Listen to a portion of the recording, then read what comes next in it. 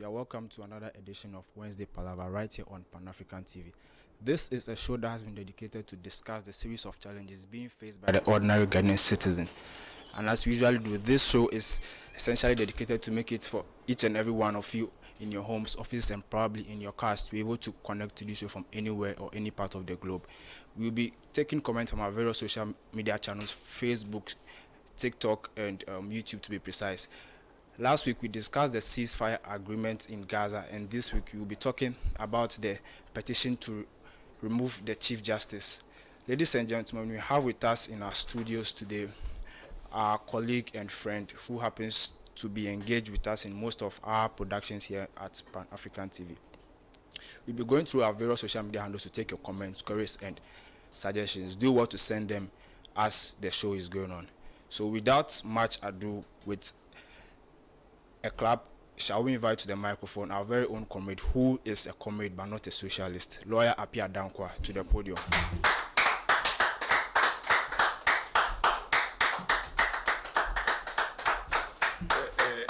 But I must say, my brother just took the wind out of my soul. I was sitting there preparing a quick speech to lambast him on his failure to refer to me as a comrade. Because I don't know what else I need to do to be called a comrade. Then I think the Holy Spirit spoke to him that listen, there are few instances where people who are not socialists can be referred to as comrades. So thank you once again. It's been a while since I've been here, especially on this your program.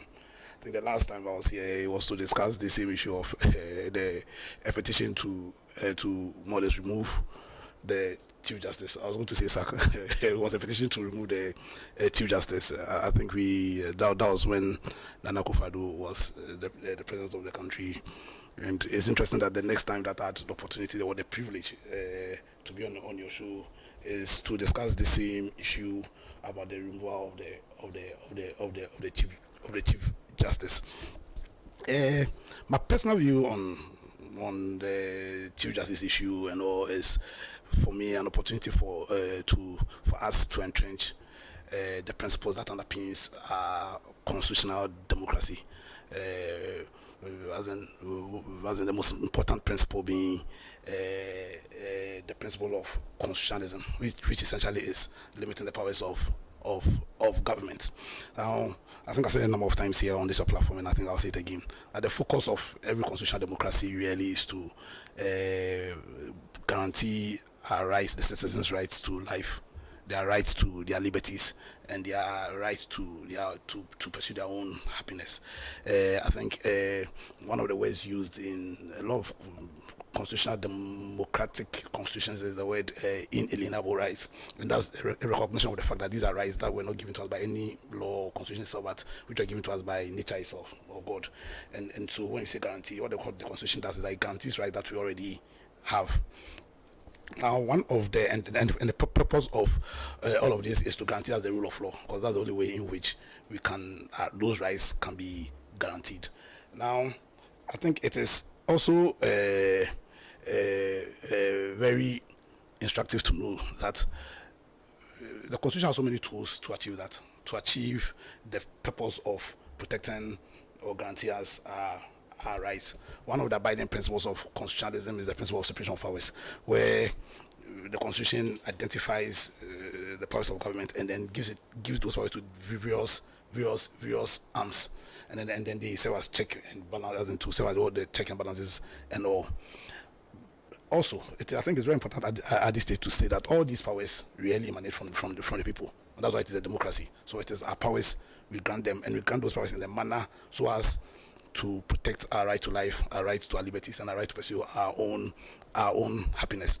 I think that purpose must always be at the back of our mind when some of these issues occur, because it's essentially the various arms of government, being the executive, the legislature, and then the judiciary, are meant to be independent, and to that extent, then the Constitution limits the ability of another arm to more or less undermine the independence of the other arm.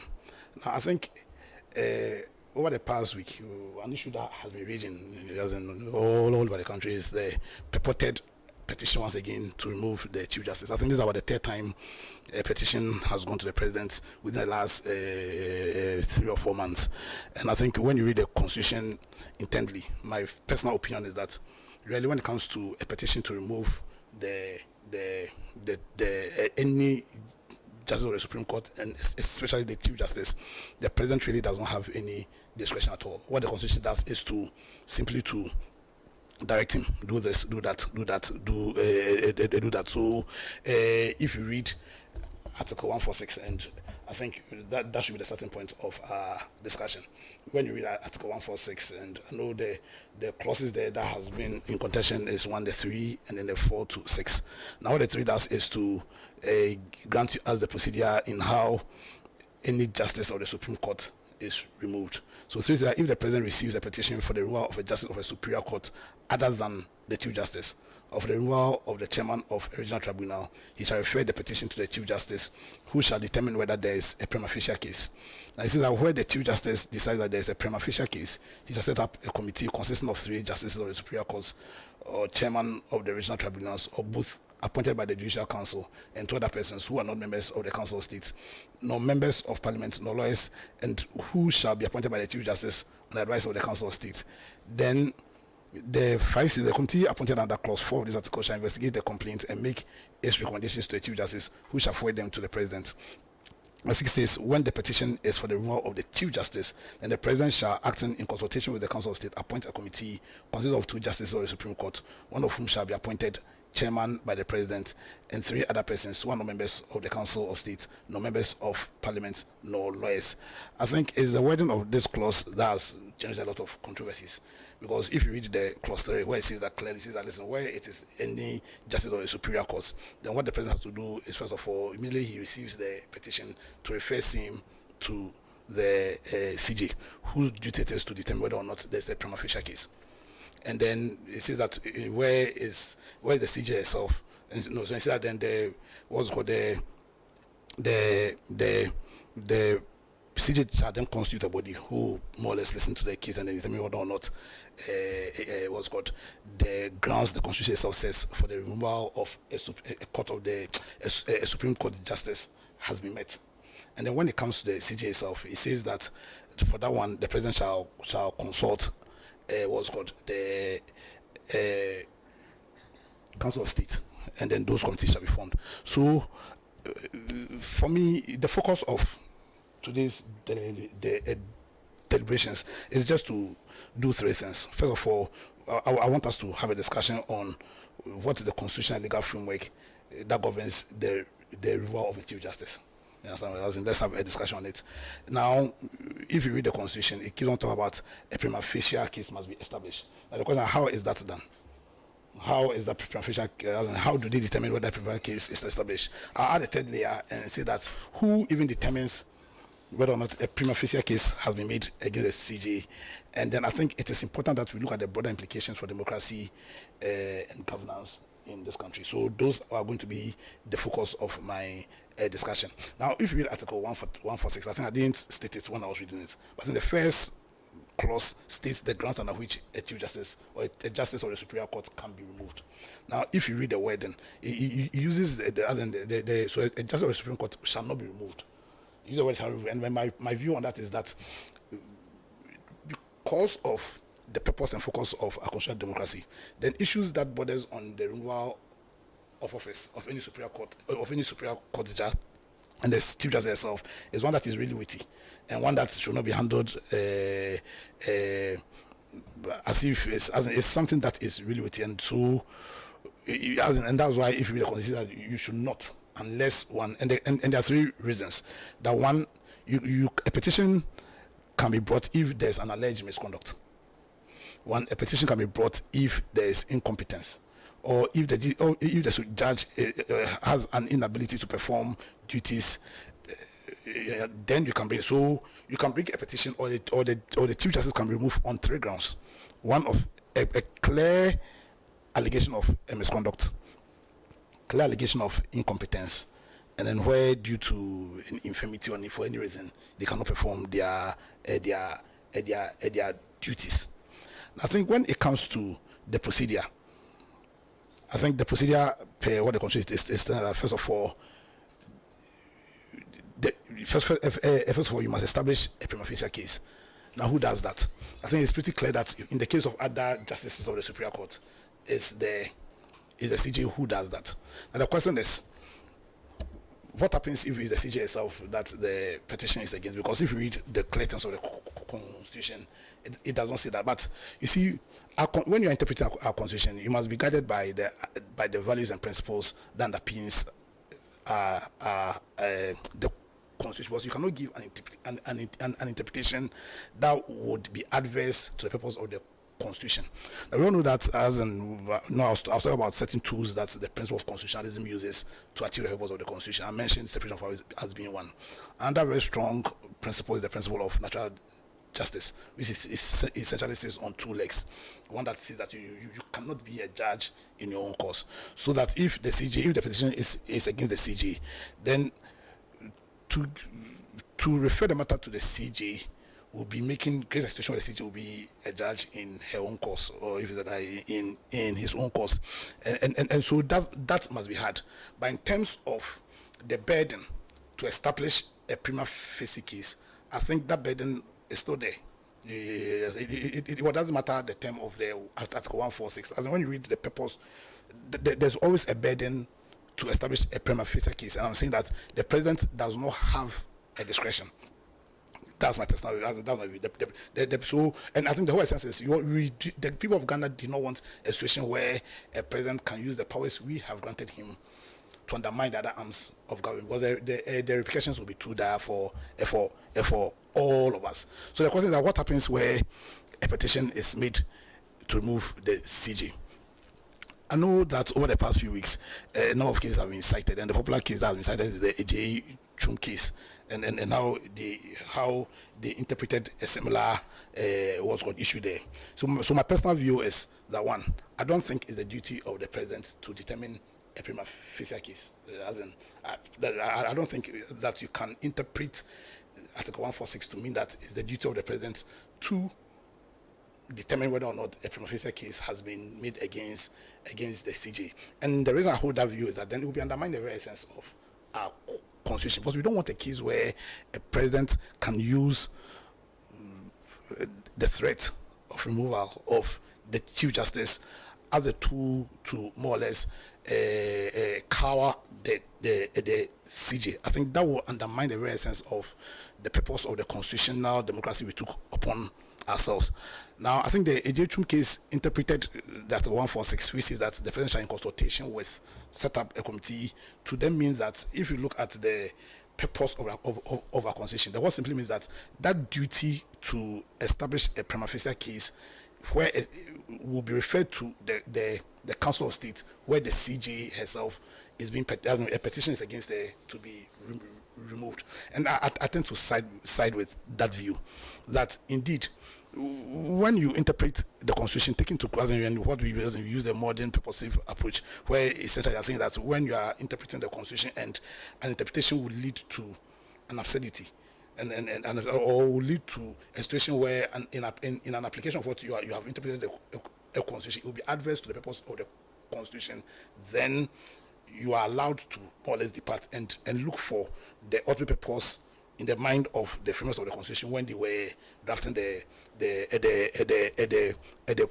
Constitution.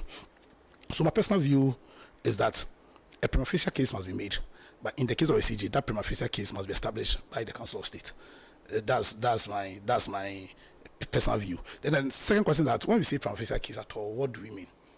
I understand that so a lot of debates are raging as in mass. My personal view is that when you talk about prima facie is just on the face of it. So essentially what is saying that when somebody brings a petition, supposing there's no defense to the petition, and so supposing the person is able to prove everything on the petition, can they sustain the grounds for which the CJ should be removed? So like in the normal case, in your normal, in your normal, let's say, civil case, yeah, sometimes when you take a case, I think under order 11 rating, the other party can make an application to court that, listen, they should dismiss your case because it does not disclose any cause of action. I think the key test there is that, supposing you prove everything on your claim, would you be entitled to the release you are seeking for? So prima facie simply means on the face of it. Yeah. So on the face of the petition, has the petition be able to establish any of the grounds which will necessitate the removal of the CJ? I think that one too has got the backing of a lot of legal authorities. The Ejiochum case dealt with in fact what he said, and then let me just he said that mere allegations without factual support cannot establish a prima facie case. And then I think the most famous case or definition of what constitutes a prima facie case is the definition given by Lord Denning in the case of Miller versus Minister of Pensions. In that case, Lord Denning defined prima facie case as one where the evidence, if unrebutted, will be sufficient to prove the claim. You understand? So that when the petition is made to the president, I think it's very important for us to understand the president does, in my view, the president does not have any discretion. Because a lot of propaganda will be going around. That's it, that when Mama is removing, what's it called, the Chief Justice. And I come to this issue, why people, that propaganda can thrive. But in the mind of the framers of this constitution, they didn't have the president to have any discretion when it comes to the removal of the CJ.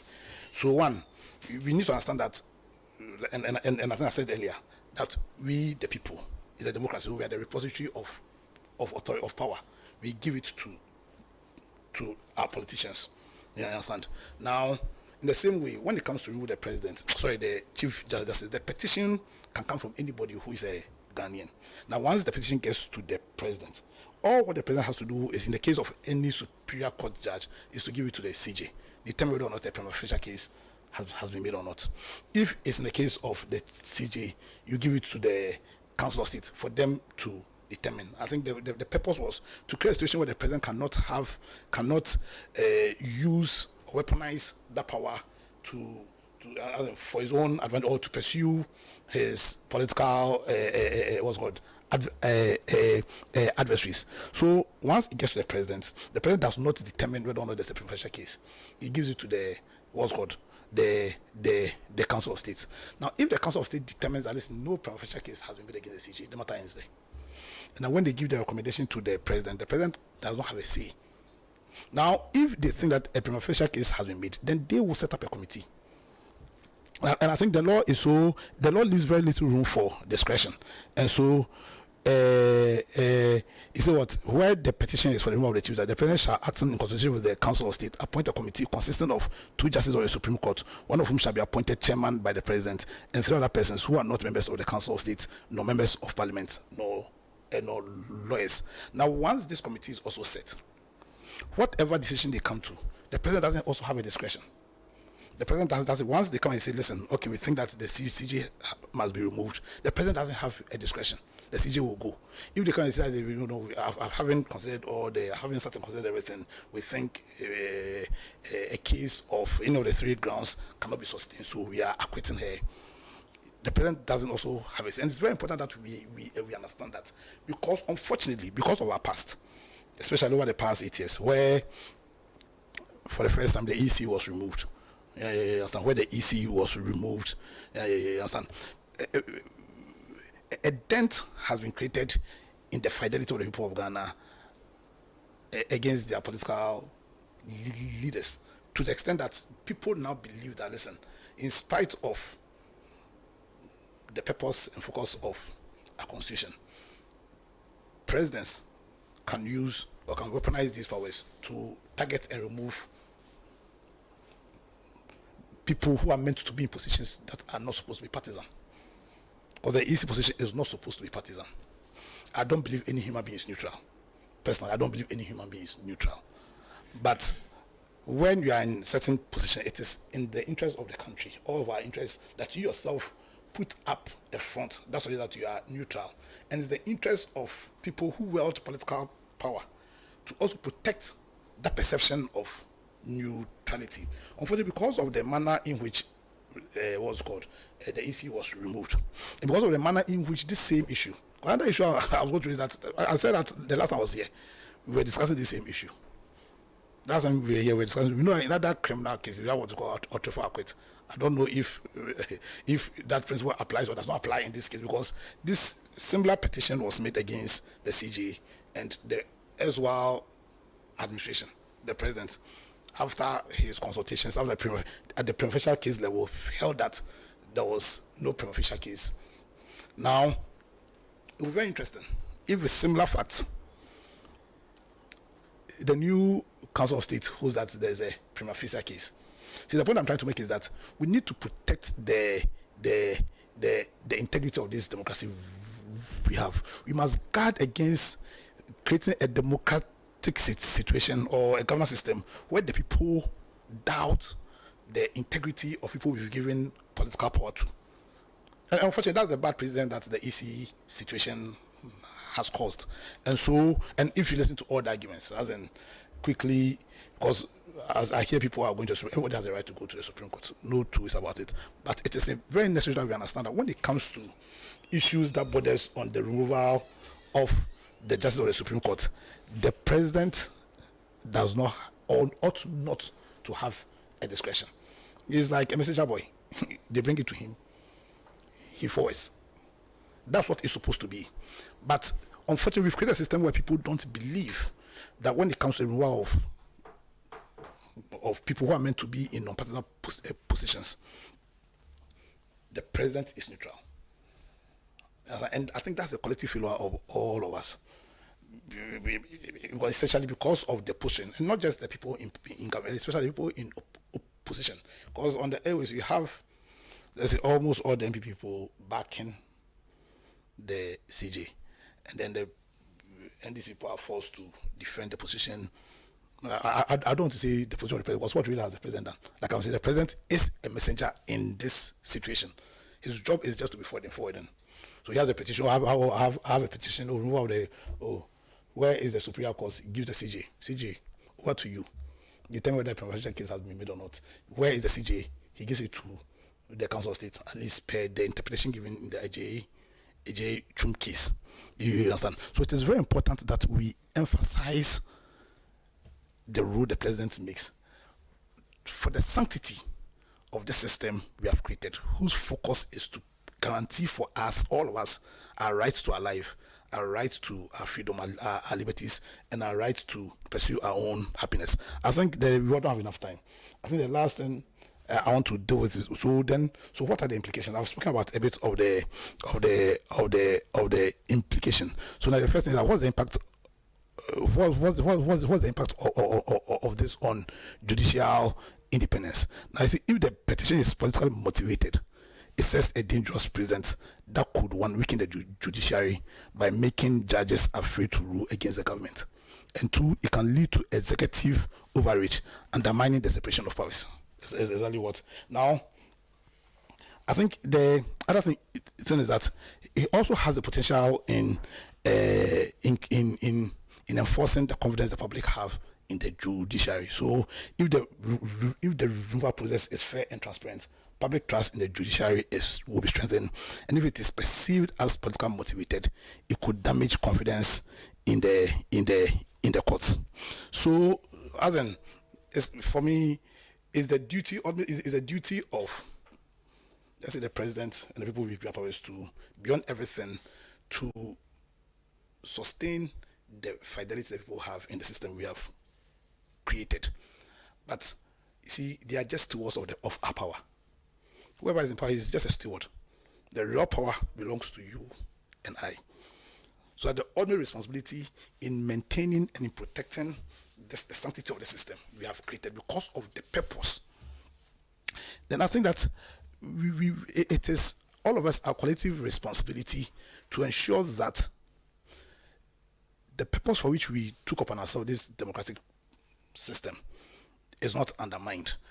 And for me, that means that we need to have a certain basic trust in the system, and we need to make people understand that, listen, when it comes to issues of this nature, let's forget what somebody else did. The president is essentially a messenger boy.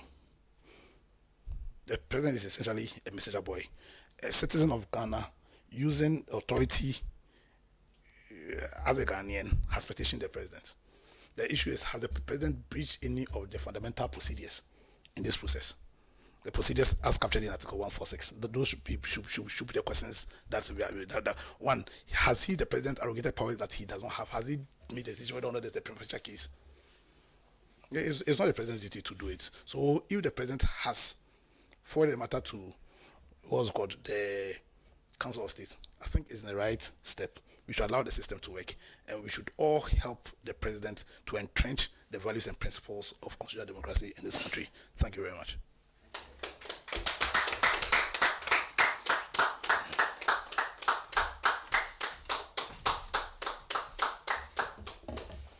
Well, thank you very much, Lawyer Apia Dankwa. That was a very insightful piece of presentation. I would say an on neutral one though, but then we take that. Well, let's say I got 3 reasons why you think a Chief Justice should be removed, and I'll talk about, let's say, 2 of them. That is, if there's a clear allegation of misconduct, and then if they can't perform their duties. Well, cherished viewers, I'd like to apologize. As I stated earlier on, we are unable to stream on our social media channels, but then we will be uploading them tomorrow if our technical issues are resolved. And without wasting my time, our studio audience, if you have a question, a query, a comment, or a suggestion to make, I'd like you to put up your hands and we'll do it real quick, please. Okay, so I think, I'll start with Comrade Adakwa and followed by Comrade Hack. Thank you.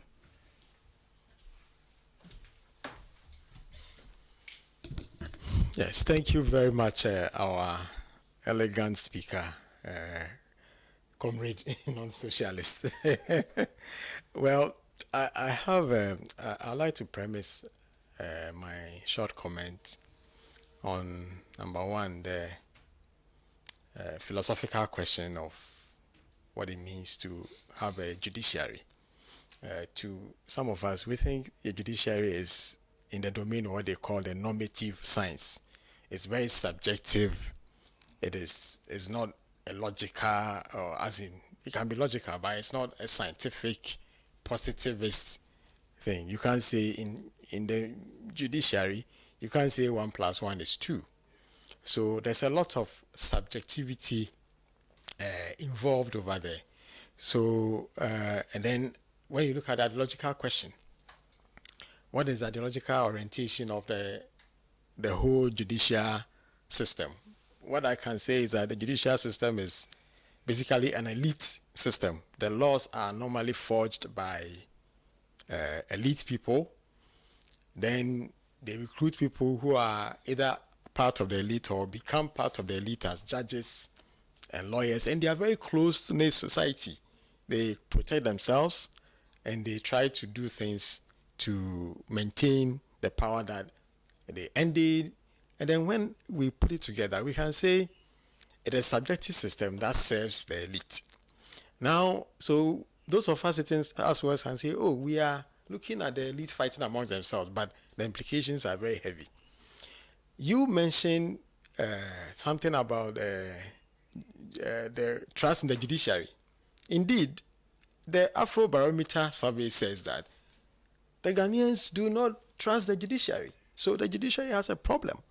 In fact, as I sit here, according to the Supreme Court judge who is under fire for going to be, there's a petition against her.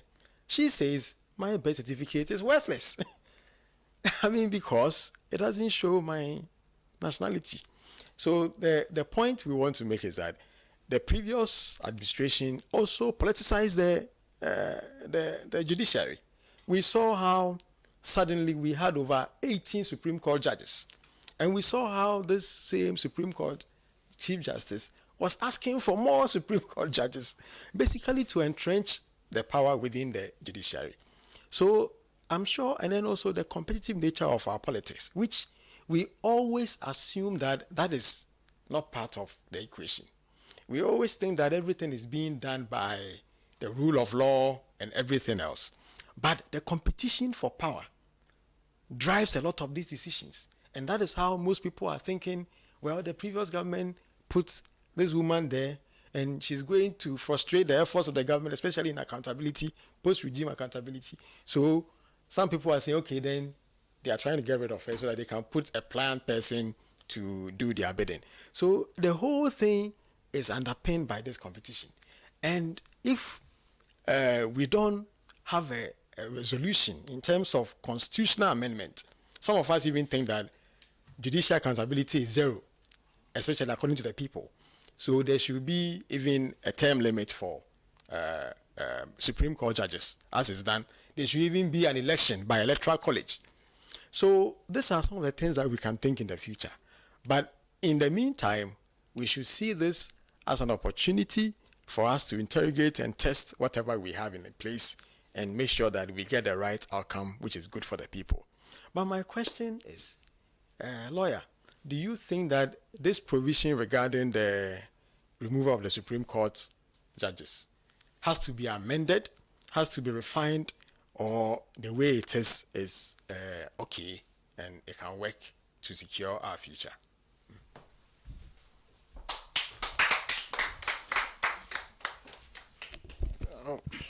Good evening, cherished viewers. Thank you so much also, lawyer Apia. I think I have a short thing. I was just trying to put together the thoughts I had in my head with regards to 3 questions. But to start off with, I think you've already said a bit of what I also wanted to share about the citizens and the people of this country losing faith and trust in our judicial system. And this won't be the first time that a Chief Justice is being removed.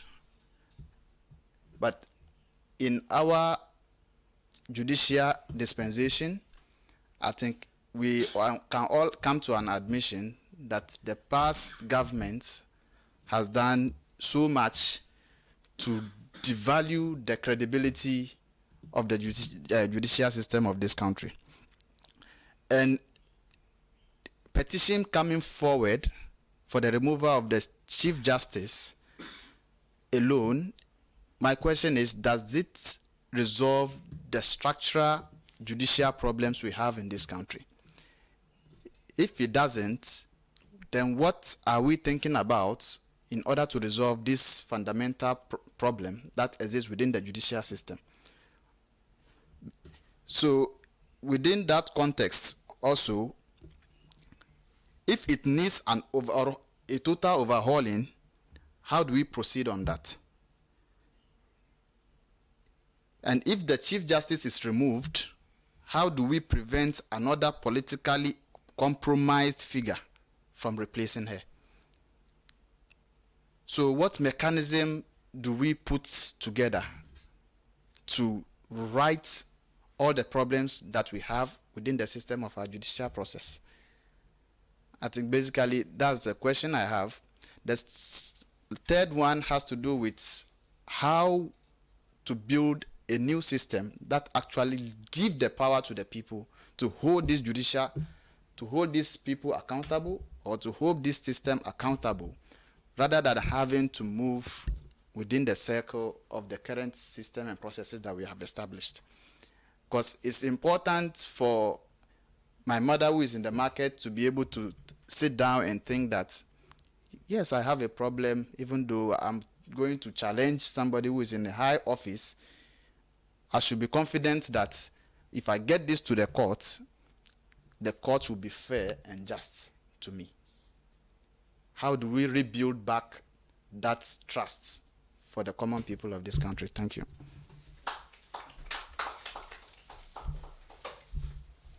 Thank you very much. Those were insightful contributions and questions. Well, cherished viewers, once again, if you just tune in, this is the Wednesday Palaver, and we are streaming in about 43 African countries and other parts of Europe. Discussing now is the petition for the removal of the Chief Justice with lawyer Apia Dankwa. Don't forget, I'm standing in for your regular host, Comrade Kwesi Pratt Jr., and I'll be taking a few comments and questions from our WhatsApp page today, since we are not streaming on our social media channel. So I think this is the first question. The person didn't add his or her name, and she says, the judiciary is supposed to be an institution of fairness and justice for all. Yet it has historically been aligned with the interest of the ruling elite.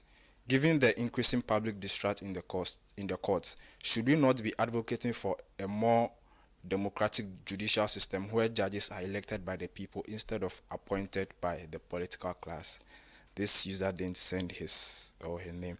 This is from Kwame Mensah, and he says, the call for the removal of the Chief Justice is not an attack on the judiciary, but a necessary step toward restoring public trust in our legal system.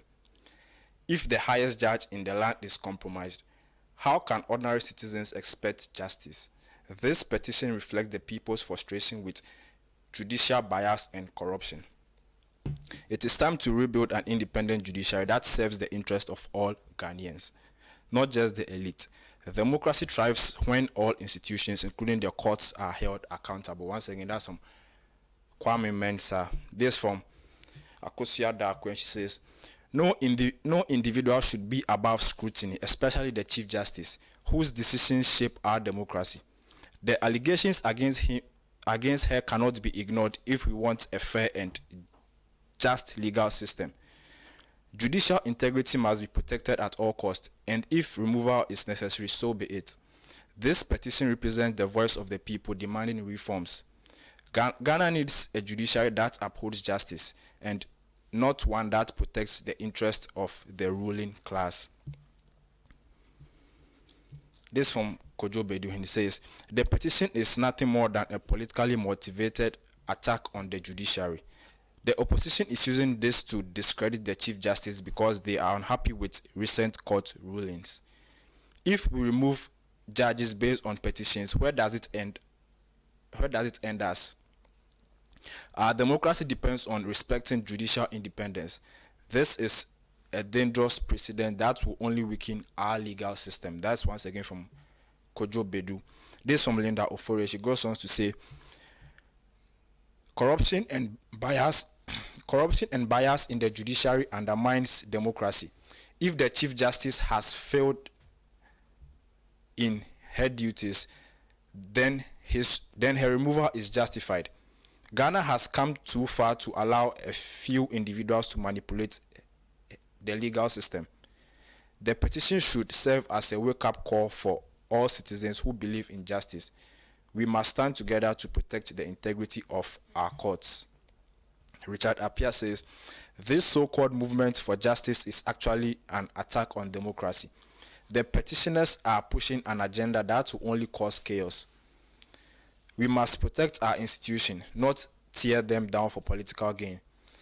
The Chief Justice should not be removed simply because some people disagree with her. Let's focus on constructive reforms instead of personal attacks. This from Ibrahim from Temale, and he goes on to say, would the removal of the Chief Justice bring about substantive change for the ordinary Ghanaian, or is it just a battle among elites? That's a question from Ibrahim from Temale. This from Jamila in Kanda. She goes on to say, what structural changes would be needed to make the judiciary more accountable to the people rather than the political class? She also has 3 questions, and she asks by saying, if the petition succeeds, do you think it will set a precedent for holding other powerful figures accountable, or this is a one-time event? The second question is, what role should progressive forces, workers and grassroots movement play in demanding a just and fair judiciary?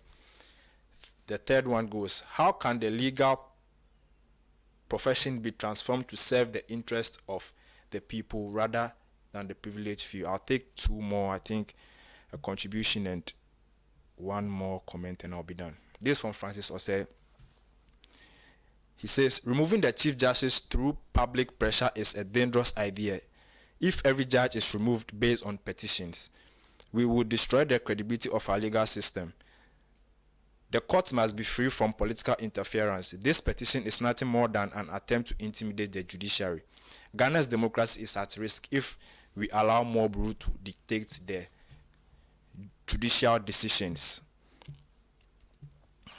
This person, okay, this is from Edward in Cancer, and he says, far too long, the judiciary has operated as an extension of capitalist control, protecting the interests of multinational corporations and the ruling class, while the Chief Justice removal, I'll take that again. Far too long, the judiciary has operated as an extension of capitalist control, protecting the interests of multinational corporations and the ruling class while suppressing the workers, activists, and the poor. The call for the Chief Justice removal is just the beginning. We must demand systematic changes that will make the court as a tool for justice and equality rather than a barrier that upholds class and oppression. A people's judiciary, one that is accessible, transparent, and rooted in socialist principles, is the only way forward. Thank you, Edward in Cancer. Well, on this moment, we invite our lead discussant, lawyer Apia Dankwa, to address the various comments, questions, and queries that have been raised. Lawyer, you have 5 minutes.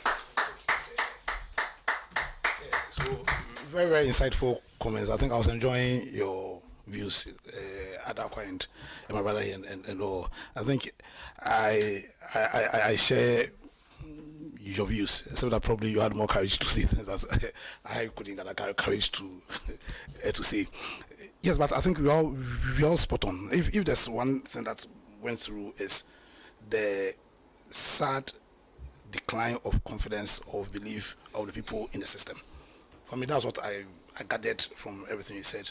I think my brother here was asking whether or not I felt that there must be an amendment to the Article 146. How it's sad that because of the fundamental lack of integrity of all of us as a people, we have to have a constitution that needs to clearly stipulate everything.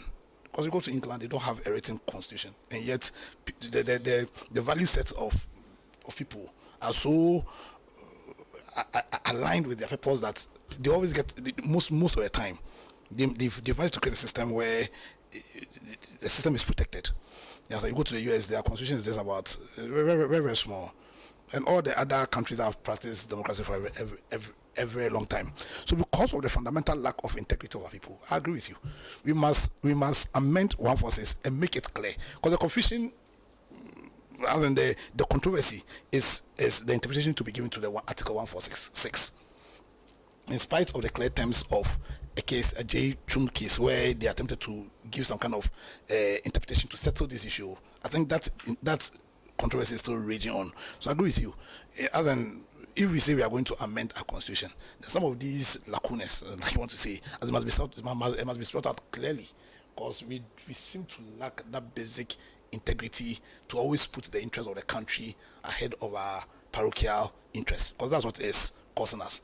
And because of our failure to create the right political culture, because you see, for this democracy to work, then it is the duty of all of us, especially the people we grant our powers to create the right political culture that one will tolerate diverse views. I love your group, the Socialist group, because you all know that I'm not a socialist, and yet you invite me here. That's the beauty of democracy. So we need to probably this group needs to replicate this culture onto the wider Ghanaian scene. A culture that would tolerate or even respect different views. And two, we need to create a culture that will hold political leadership accountable, because we are all under the law. The judges are not above the law. We must have a very strong accountability system. Because that's the only way we can guarantee for ourselves the rule of law. And so I agree with you when we say we come and say rule of law. We measure all those jargons, but in how we operate as a people really is talk. No commitment to these principles that, as in quickly, maybe I don't know if when we say it sounds nice in our ears, rule of law, but how we are handling things, really, I agree with you 100%. As in maybe probably you had more courage to say it than that, but really, you can see a clear lack of commitment by people in political leadership, probably by all of us, because at least it's a reflection of all of us, to the principles that are enshrined in our constitutions. The biggest one being the principle of the rule of law. And I also heard a comment about the attack of the the petition of the Chief Justice to remove the Chief Justice attack on democracy. No, rather it entrenches democracy. You understand? Because it doesn't matter whether it succeeds or not. Last year, I think I shouted my voice hoarse calling for the impeachment of the president. And I strongly believe that our past president ought to have been impeached, not because of the perceived corruption and all, but because of how his leadership impacted on the values of how can you appoint people who are perceived to be in your party onto the EC?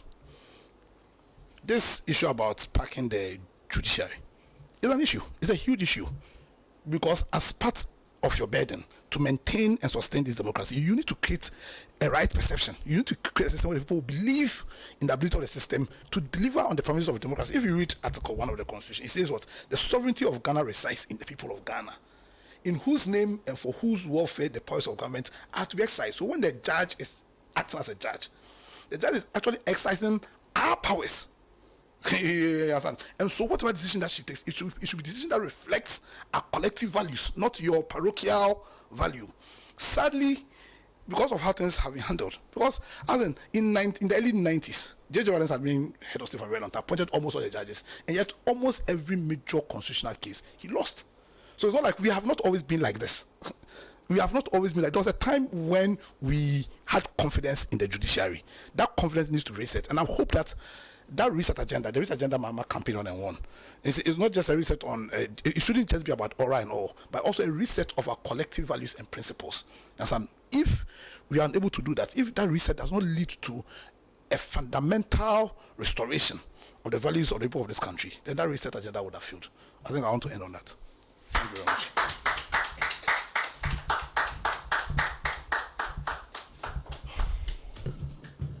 Well, our cherished viewers out there in our studio audience, regrettably, we've come to the end of another enlightening and thought-provoking edition of our Wednesday Palaver for today. I would like to say a very big thank you to our production team, that is Mami Sewa, the director, our very own producer, Makiza Latifa, to the assistant, Comrade Abdul Haq, the sound engineer, TT, and Bill Sin, our floor manager. You guys did a great job today. And our viewers and studio audience, you help witness the success we have enjoyed here today. Don't forget to tune in same time next week. Don't also forget, I'm standing in for a regular host, Junior Johnson, standing in for Comrade Kwesi Pratt Jr. Tune in here same time next week, 5:30 to 6:30. It's a bye-bye till we meet again.